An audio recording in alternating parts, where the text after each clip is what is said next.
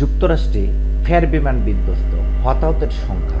মার্কিন যুক্তরাষ্ট্রের ফিলাডেলফিয়ার উত্তর পশ্চিমাঞ্চলে শুক্রবার সন্ধ্যায় এবার ছোট একটি বিমান বিধ্বস্ত হয়েছে। এতে বেশ কয়েকটি বাড়ি ও গাড়িতে আগুন ধরেছে। শনিবার বিবিসির অনলাইন প্রতিবেদনে এই তথ্য জানানো হয়েছে। দেশটির কর্মকর্তারা বলেছেন, বিমানটিতে 6 জন আরোহী ছিলেন। যুক্তরাষ্ট্রের একাধিক মিডিয়ার বরাতে বলা হয়েছে, বিমানটিতে চিকিৎসক এবং একজন শিশু রোগীও ছিল।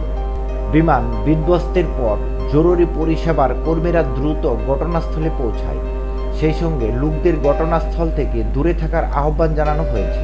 ফিলাডেলফিয়ার মেয়র পার্কার এক সংবাদ সম্মেলনে বলেছেন, বিমান বিধ্বস্তের ঘটনায় কতজন হতাহত হয়েছে তা এখনও সিটি কর্মকর্তারা জানেন না, তবে আমরা সবাইকে প্রার্থনার আহ্বান জানাচ্ছি।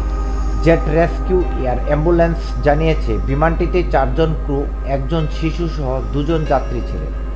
বিবৃতিতে সংস্থাটি জানিয়েছে, এই মুহূর্তে কেউ বেঁচে আছে কিনা আমরা নিশ্চিত করতে পারছি না।